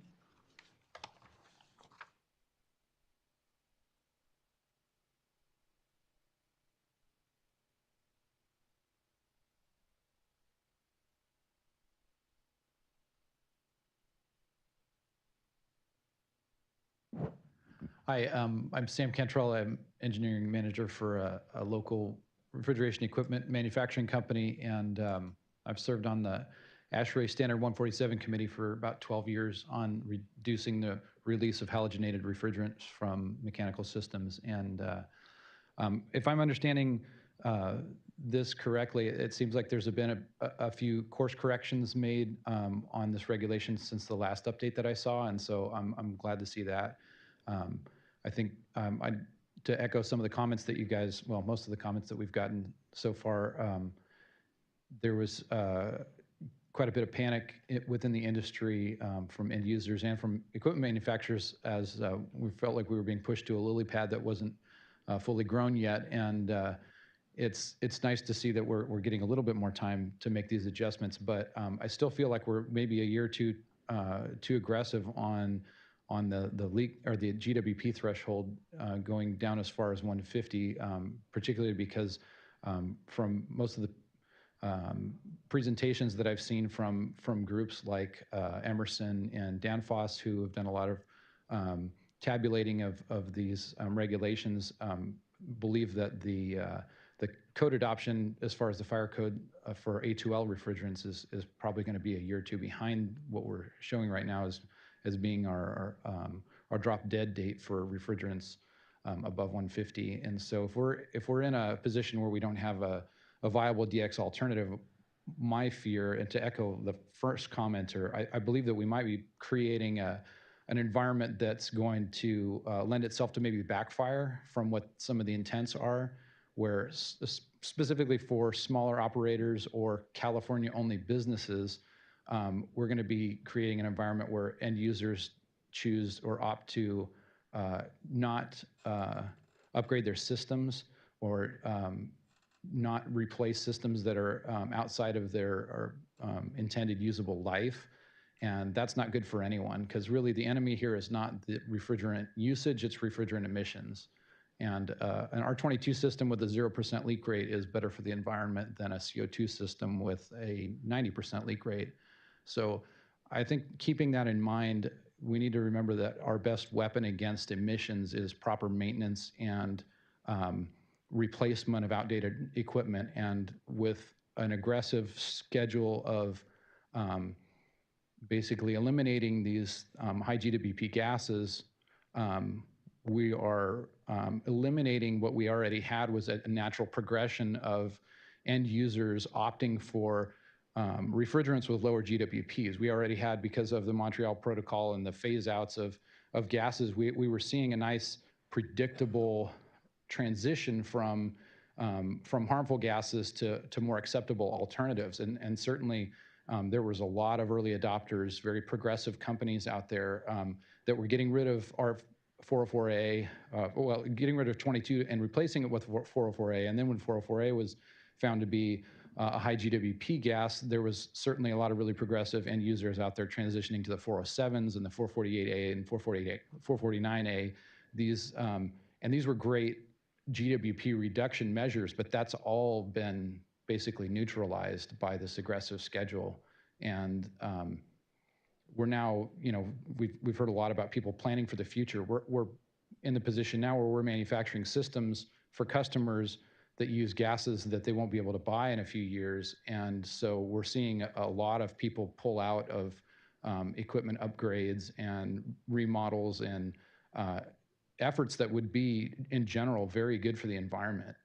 And they're actually pulling the plug on these projects, and they're just going to ride them out to the bitter end. And seeing systems just scabbed along with, duct tape and baling wire is not good for anybody, because at the end of that system's life, it's likely that that charge is going to be completely blown when, if it had been offered a normal, dignified death of being replaced with a viable alternative, that refrigerant could have been recovered and destroyed in a more safe way. So just kind of wanted to maybe add a little bit of legs to some of the comments that were made earlier. And so thank you for the efforts that you're making to adjust for some of the things the comments that we've been getting in previous meetings. But I think we could maybe do a little bit more. Thanks, Sam, for the comment. Nice to hear from you. I haven't talked to you in a while. I think we all recognize that, and I guess the reality is HFCs and global warming have been kind of already been established. We've been talking about this measure for the last several years now. And the other thing is that these prohibitions we're talking is for new systems. So we're, how do we define the new systems? I mean, those things still need to be worked out. So, and as far as people who have already transitioned, I mean, there is, if hopefully they've gone to the lower GWP choices of below 1,500. But when we talk about sales bands, we're talking about 1,500 GWP at this point because we recognize there are near drop-in alternatives available for refrigeration industry. And the other reason is to encourage a recovery, because majority of the emissions that we're seeing, as Richie pointed out, we've been looking at this data through our existing regulation for the last 6 years. And even with all the best management people are doing out there, these systems still leak. These refrigerants still leak. And so what do we do to prevent, again, I'm going to use the same statement, locking in these potent refrigerants for another generation? So the timing is critical because a lot of people are moving out of their R22 systems. And so if we don't act now, we're going to be locking in another generation of these. So I guess there's never a best time to do this. But we have been talking about it. We want to hear, what's the best way to get to this. If there's, additional ideas out there, how do we make this happen? But the reality is technology is there. Yes, it may be less familiar, more expensive, but it's time to change to those lowest GWP options sooner than later. So I don't know. I'm just, I guess, responding to your comment here. But thanks for the comment. My name is Steve Mandrakia from Hudson Technologies. We're a national reclamation company, and we actually have a facility that operates in Ontario, California. And I was pleased with the presentation and the willingness to consider continuing the use of reclaimed product and recognition of the existing record keeping and reporting requirements that are in place already. We've been reporting for 4 years now. I believe that those record keeping requirements with a little tweaking will go a long way towards preventing some of the abuses that you have legitimate concerns about. Our industry and the industry in general is working, is willing to work with CARB to develop necessarily guidelines to help us navigate through this system, and we look forward to working with you. I just wanted to note that your slide dealing with the technical workshops, I just assume you're including also the sales bans as issues to be discussed in that as well. Thank you. Hi, Steve. Yes, we're definitely include that. And we are looking for anything that we might have left out of that slide also for stakeholders to just point out to us. Thank you. Hi there, Danielle Wright with the NASRC, or the North American Sustainable Refrigeration Council.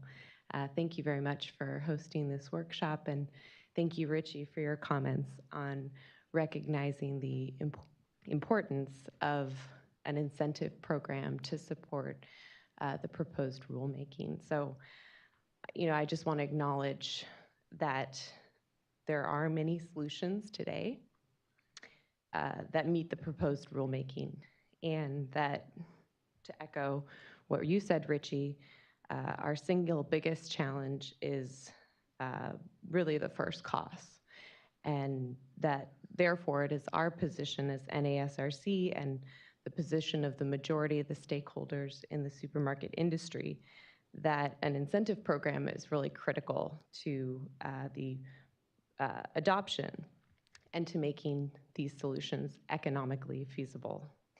To that end, we have, along with other industry and non-industry stakeholders, submitted a letter requesting for Governor Brown and Chairwoman Nichols to prioritize the allocation of funding for an incentive program in the upcoming fiscal year.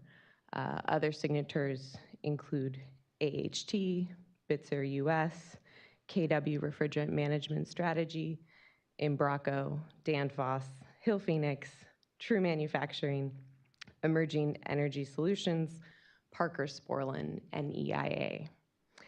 This incentive program has the potential to drive economies of scale, not only here in California, but across the US. So just want to acknowledge that, and thank you also for highlighting the importance of the incentive program. Thank you, Danielle.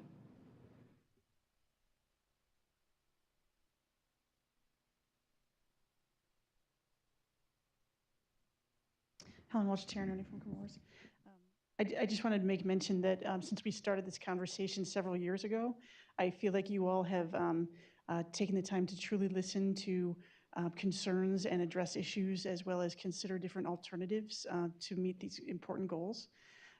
As we've seen in the charts here, the comment about reclaim and other, I think we're well on our way to a good conversation about how to move forward together, including in reference to the letter that was sent by a number of companies, as well as AHRI and NRDC.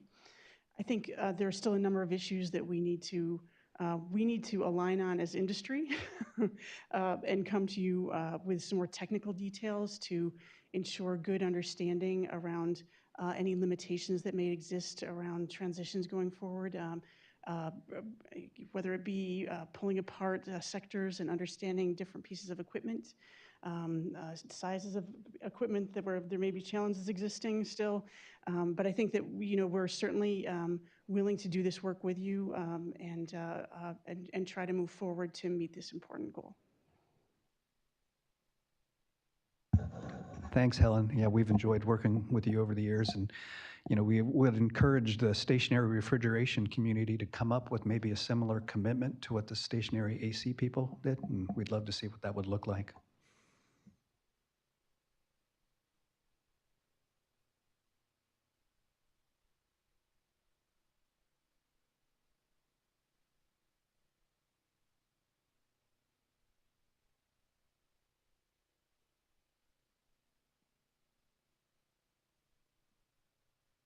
Hi. So this is awesome. Thanks, guys. The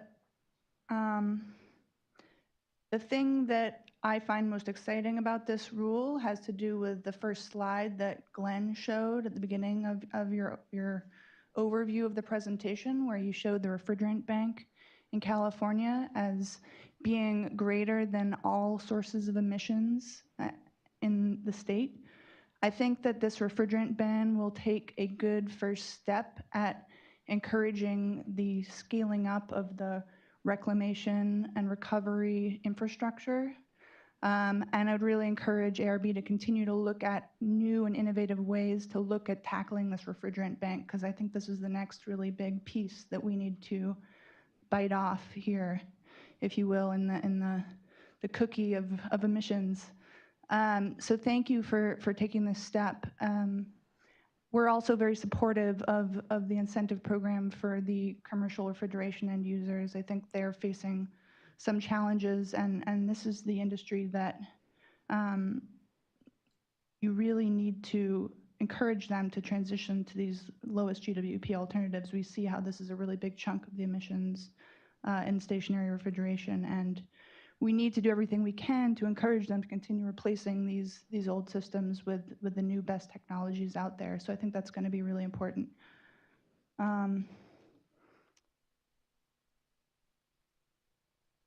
Yeah, I think that's about it. Thank you, and just very supportive of this proposal. Thanks. Thank you for that comment. Yeah, you brought up the banks or installed base of existing HFCs and ODS. The big blue section that was 10 times larger than annual emissions. We really hope that's not inevitable, that all those refrigerants go up in the air in the atmosphere. In fact, we think that with the ban on the very high GWP refrigerants, it will incentivize a lot more reclamation. And with good reclamation and possibly destruction of captured refrigerants in the future, we can maybe drive that down to zero. And of course, with good reclamation and recycling, you can use refrigerants, basically hundreds to thousands of times, through its life cycle. And just to add to that comment, also, what this does is it encourages people to maintain their systems well, because refrigerant is a more important commodity, especially when reclamation is encouraged. So this does promote lower leak rates and better management of existing systems until then, when they're finally ready to pull the plug after it reaches its end of life. We have an emailed question from Kurt Werner of 3M. Sorry, I missed the first 30 minutes of the presentation. Does CARB have plans for HFC emission reduction measures, including sales bans in other sectors? other than refrigerants, such as fire suppression, bulk solvents, and aerosol solvents. Solvents, most of the solvent emissions in California, as I mentioned, are used in semiconductor manufacturing, which we do a lot of in California. We funded a very thorough study a few years ago that showed that solvent emissions from F-gases in California were essentially about 3 to 4% of what they were a decade earlier. So that's been a really positive outcome. A lot of this was actually voluntary on the industry part. They just went away from the CFCs and the HCFCs and even the HFCs to water-based solvents. So do we have anything in addition to the semiconductor F-gas manufacturing program in mind? Not at this point. Aerosol solvents. Well, if it's an aerosol and you can spray it out, now the SB 1013, which adopted the SNAP rules essentially, do limit most HFC emissions from aerosol solvents, so that's already covered. Fire suppression. We are not planning an additional fire suppression measure at this time. That's not to say we are not going to do so in the future. It's without getting into the effects of it, it's important, but of course fire suppression is anytime you say you can't use something for fire, you have to make sure there's plenty of alternatives available because it's a matter of life and death, basically.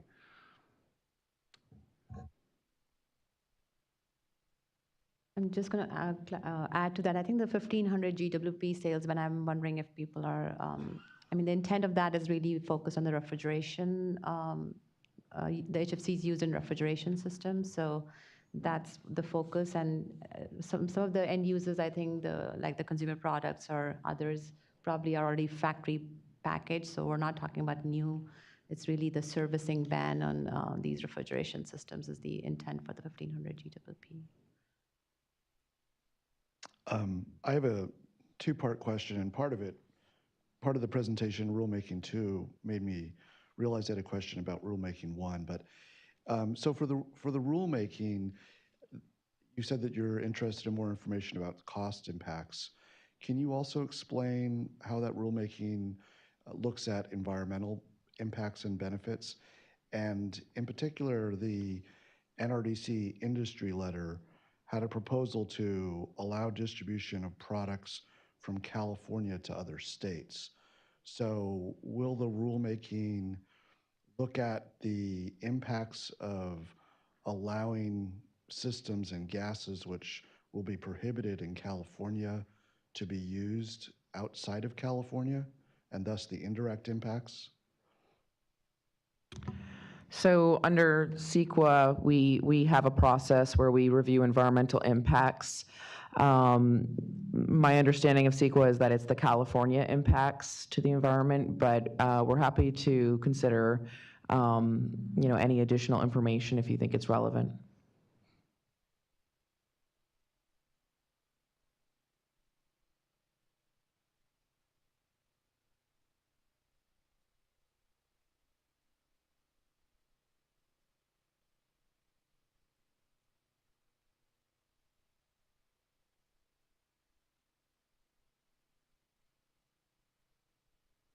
This is a question on the webcast from Peter Williams. And the question is, will the states that are in the U.S. Climate Alliance be consulted and contribute to this action? And the answer is yes, definitely. We have been working with the U.S. Climate Alliance pretty closely. And as you know, several of the states actually announced them following California's suit on adopting some of the SNAP rules. So we hope that we continue to partner, they continue to partner with us to move on these additional new measures. So I think it's a win-win for OEMs, so they don't have to make multiple. I mean, our goal is that there's one product out there nationally. So definitely, yes, we're working with Climate Alliance states. Hello, I'm Holly Wren with Johnson & Johnson. I wanted to circle back to the sales ban for the 1,500 global warming potential or higher refrigerants and just get a little clarity on your intentions behind that. Are you intending then to ban the sales specifically for use in the refrigeration systems as defined in the RMP, so the units of 50 pounds or more, or is the intention to ban it for use in all systems that would require, like, so the smaller units as well? So our intent is to completely ban it, so at the distributor level, so there's no virgin refrigerant available. But when I said refrigeration, our intent is to focus on the specific refrigerants that are used for refrigeration. And we would like to get information if we're missing something, again, if there's a loophole or something that we are not aware of. But that's the intent, is to go after refrigerants specifically used for refrigeration purposes. But then go ahead. So then as an end user, I would just request that serious consideration be given to the mechanism to allow for reclaimed refrigerants. We have countless units installed at our facilities that are smaller units. Some of them are more recent, so more efficient. We certainly looked at ensuring that they were well-maintained units, but they are smaller units that contain the higher global warming potential refrigerants in them. And so by default, if that reclaimed refrigerant's not available, you're essentially requiring us to completely reinstall new systems when that sales ban goes into effect. Right. I mean, now, again, allowing a reclaim is, the intention is so that the equipment is not stranded. But additionally, our understanding is there are other drop-in refrigerants available also that are below 1,500. I understand there probably needs some kind of equipment, some additional cost might have to be incurred, and I'm not suggesting that you do that. I mean, but there's other options also. Hi, Alex from NRDC again. Impressive set of measures. We're supportive of this half of the undertaking for sure, and would like to think through it with you, including on the service ban. That's an innovative piece of policy that we'd like to help develop and avoid any pitfalls of. I'm curious if you are including ice rinks in this measure. You have something like 3 pro hockey teams in this state, so could be a nice element to include. Thanks. So ice rinks are subject to the RMP regulation, and we are saying that every system that is subject to RMP is going to be affected by this. So yes, ice rinks will be included. Right, just to add on, the US EPA SNAP program makes a point of saying supermarket refrigeration, retail food a lot. When we're talking about refrigeration systems, we include non-food retail as well. So essentially, anything larger than 50 pounds of refrigerant, it's in the program.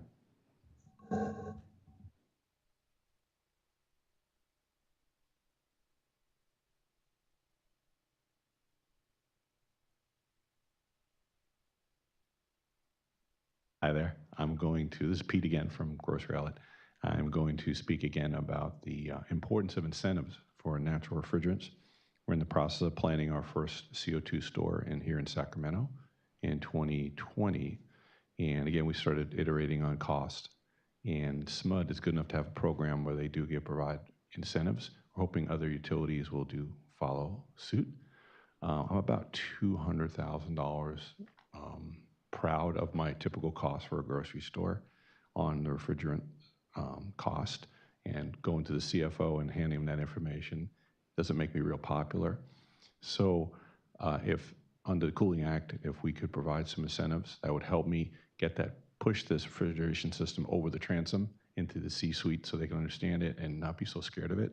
And we can start moving forward with it as we move into California 2022. I want to be already testing and iterating and getting all the situation where no one's scared of it by 2022. So that's what I want to do in 2020.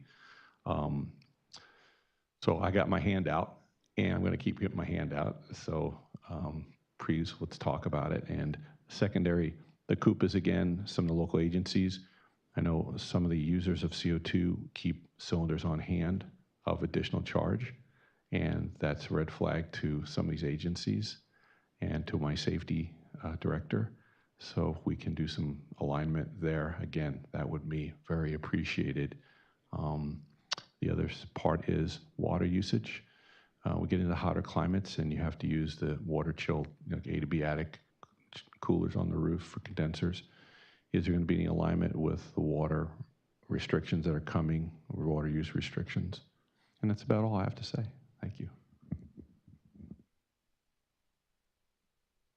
This is Shannon. I'd like to point out one of the slides, and I don't remember which slide it was, but there were, in terms of the funding, the budget, I would recommend you stay involved in that as well.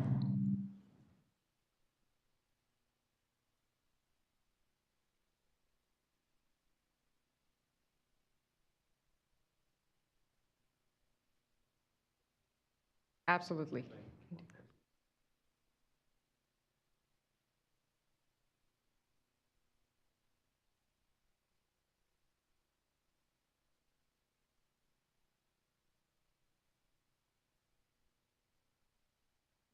Hi, Danielle with NASRC again. Can you speak any more about any plans you have or are thinking about in terms of the incentive program design and development, and what the next steps are and how stakeholders should get involved?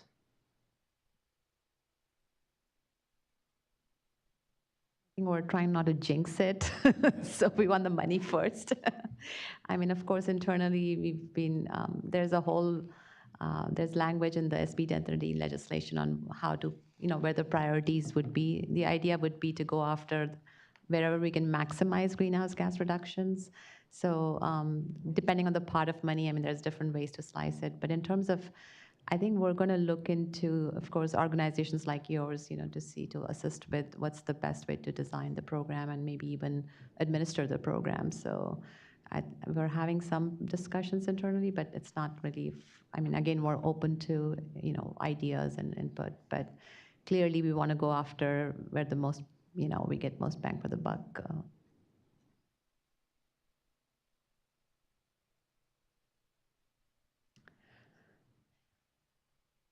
And drop silence. Any other questions? Well, maybe I can add to that. So Richie mentioned on slide 59 that it's highlighted, the incentive program's highlighted in CARB's 3-year investment plan, and that's going to be heard at the board meeting in November. And so, if you want to attend the board meeting and comment on that, that would be one way to help with the program.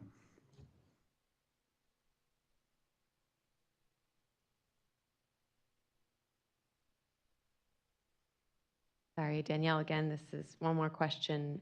When Richie, you mentioned as part of the year-long process to get through the rulemaking, the economic assessment process, and I'm just wondering if that economic assessment will take into account the impact of an incentive program, and at that point, how will you take in those factors into account? I think I'm going to let Tony Oliver, our economist, answer that question. Yeah, so we would take into account an incentive program in terms of the economic analysis, looking at how that could defray costs to industry, and also where that funding is coming from. So. Of course, we would have to have details on that incentive, like how much is available. I can work with staff on that. So. And Danielle, please do stay involved so that as we do this, then we can take input from you also about the development of the incentive program, like Pamela mentioned. Thank you.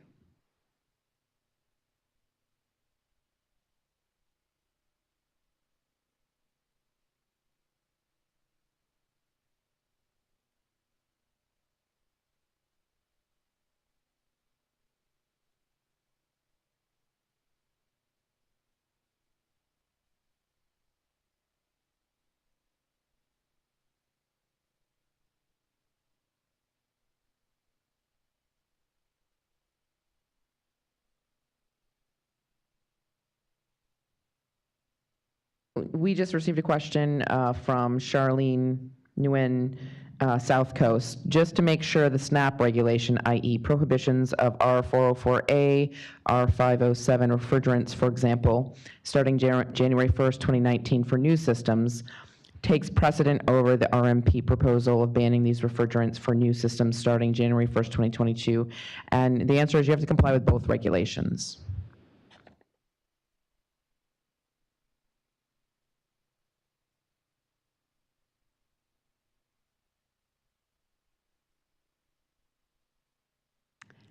No, looking at nobody, no more questions in the audience. Any on the webcast? It's time to wrap it up. There's obviously a lot of information to digest. And like I said earlier, I'll reiterate that we look forward to your input. So the idea is that we want to set up some technical working groups for both rulemakings so that we can have more focused discussions with the right group of people. So we'll put some ideas together and maybe float with some of you and then maybe roll it out. Again, the idea is to get, focus so we don't just, and where people can actually share. We are relying on you on a lot of this information, especially any kind of the cost impacts, because that's the major part of this, the whole rulemaking process. So I'm looking at OEMs, I'm looking at chemical manufacturers, whoever is involved and can provide this information would be useful. So, and you have the contact information on the in front of you. So feel free to reach out to any of us. But like Catherine is leading the AC rulemaking. So if you want to reach out to her specifically on that one, Richie on stationary refrigeration, and Glenn, of course, for everything. And then, of course, Shannon is our legal counsel, and Mike and I are available. So you feel free to reach out to any of us, but just want to point that out. And thank you again for coming and listening through the webcast. I know this is a huge undertaking. This is, believe us, we're all, trying to make this happen in the most constructive manner. And so we look forward to your input and participation and make this work, make this happen in the best way possible here. Thank you. Have a good rest of your day.